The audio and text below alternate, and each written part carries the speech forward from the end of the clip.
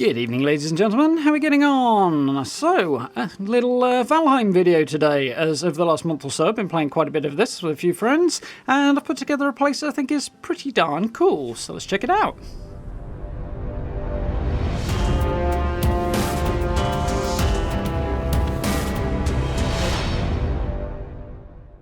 So, probably not the most advanced Valheim base ever, but I really like this one. It's come out very, very pretty, so I thought I'd show it off. So for those who don't know, Valheim is a PC-only early access survival game with a heavy Viking theme, which is a lot of fun, pretty tough in places, but I've been really enjoying it over the last few weeks in particular. It's been surprisingly chill considering how challenging it is.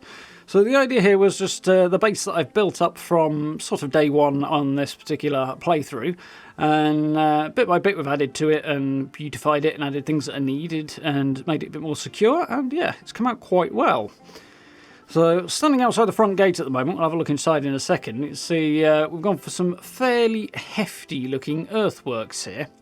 So the idea really is that I wanted to make this place defensible because your base does get raided fairly often, and most of the things that a player built, with the exception obviously of the sort of earthworks here, are somewhat subject to being destroyed, particularly when trolls turn around, as those guys are really big.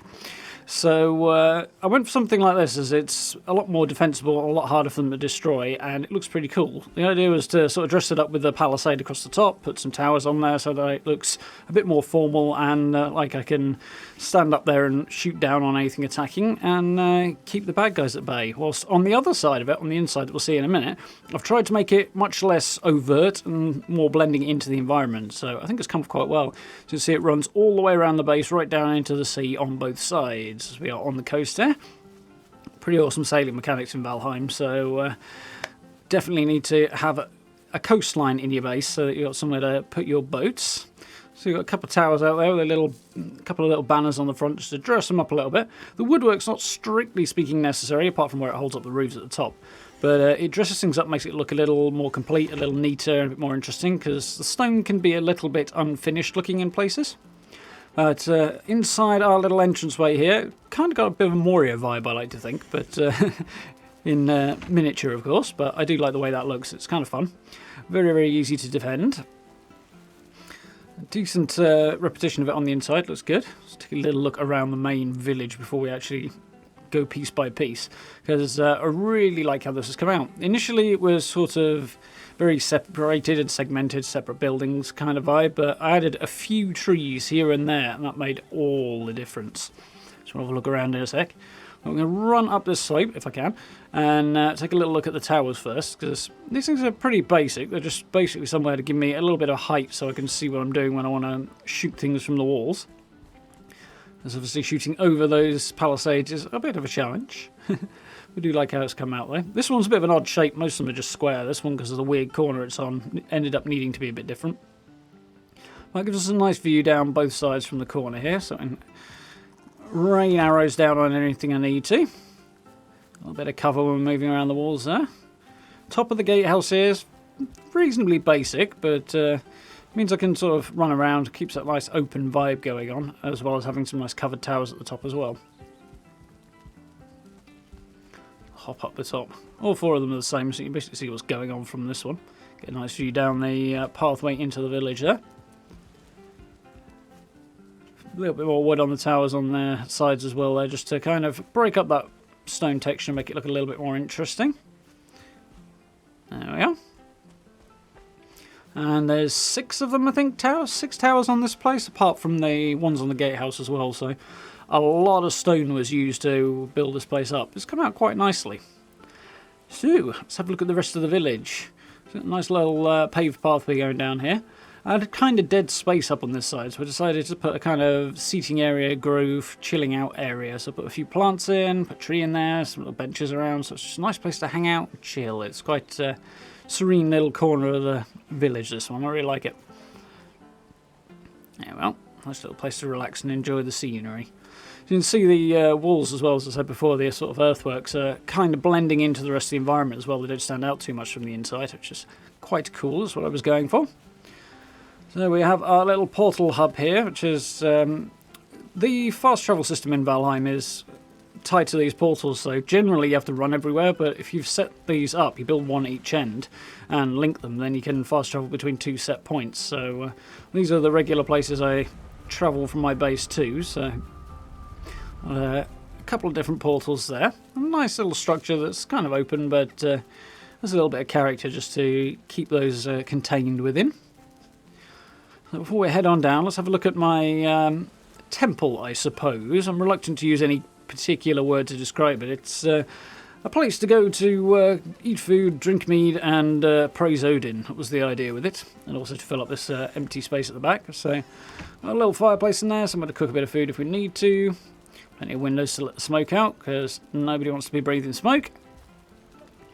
Nice little round building. I wasn't entirely happy with working to build a round structure in this. It's a bit of a challenge sometimes to make it look good, but this came out okay.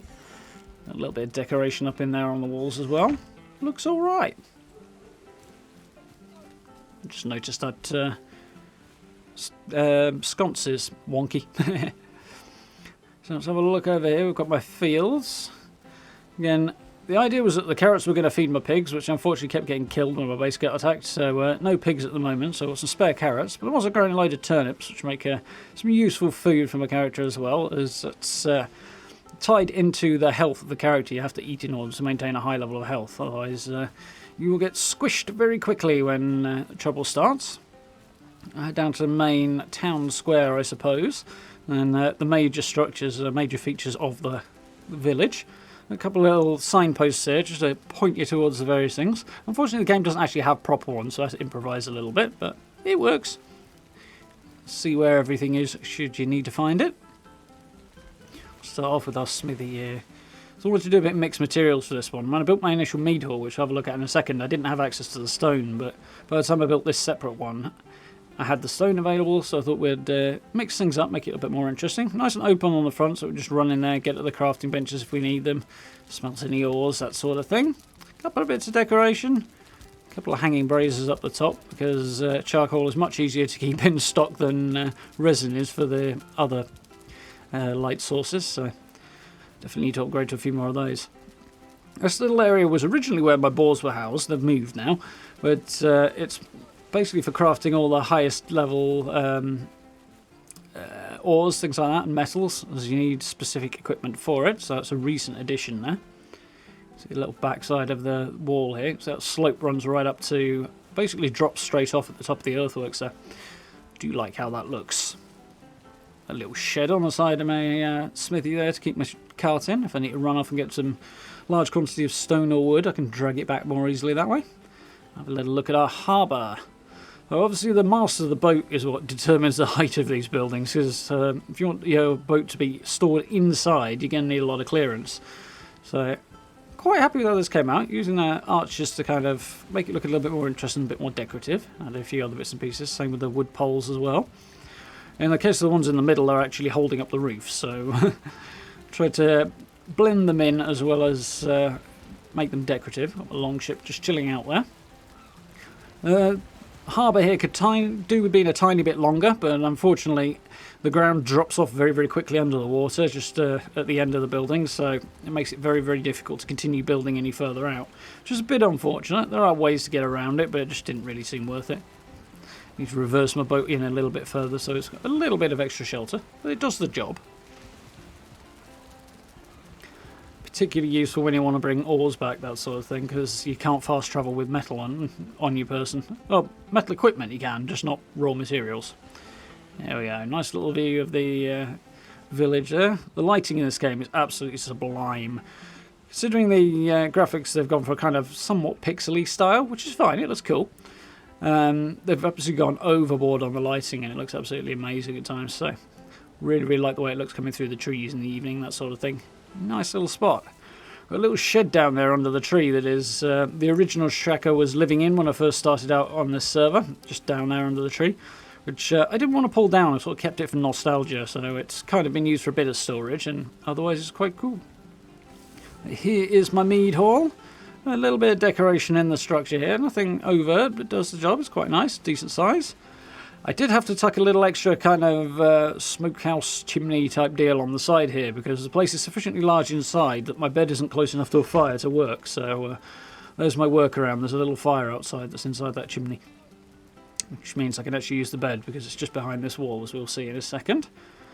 And again, we've got the opening at the top and the walls there just to lead the smoke up and out and away from the character. Let's take a look inside. This place I really do like. Loads of decoration going on, plenty of storage. Got my cooking station over on the other side. My cooking stations, I should say, plural. Little throne area, got some rugs on the floor, some hanging braziers, which do put out quite a lot of smoke, clearly. But fortunately the ceiling's nice and high and there's some windows at the top and places for the smoke to get out. So, as well as letting air in, there's light in as well. It allows you to breathe when you're in here, which is always a good thing, really. My fermenter there for making my potions. A few animal heads, a few bits of shields and stuff on the wall, and various boss heads as well, boss trophies on the wall as well. One I still haven't taken down yet, and another one I don't have the trophy for some reason, so I'll have to go and collect that one again, but do like the look of this place. Nice, homely, comfortable.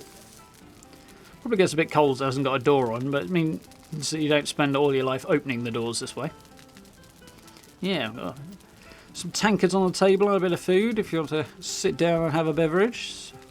Nice place to hang out. Artisan Bench on the left there looks a little bit weird compared to the rest of the crafting benches, but I'd imagine with the upcoming Hearth and Home update for this game, there will be a whole load more stuff going onto that bench to craft, so looking forward to getting some use out of that. A few piles of stone around, just mostly for decoration more than plans to use it, but good to have. Although over here it's actually stored with a view to using it. Another one of the towers. There's my new pigsty there. We'll head down to a couple more of the recent additions, the windmill and the spinning wheel, which are crafting some more of the high-level food and clothing materials. Both very, very handy to have. Tuck those around this side as it was... Again, one of the few places that had some space left.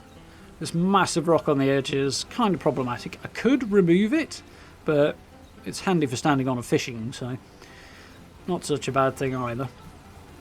Plus, when you sort of start terraforming, things get a bit weird.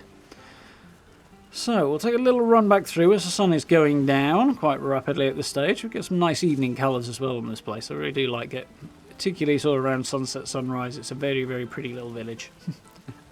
It's like, some of the builds that you can find online in particular for Valheim are insanely complex and absolutely amazing. Sometimes using mods, sometimes using constant commands, and sometimes just doing it using vanilla game. This one's a little simpler, but I really do like the vibe. It's nice and chill.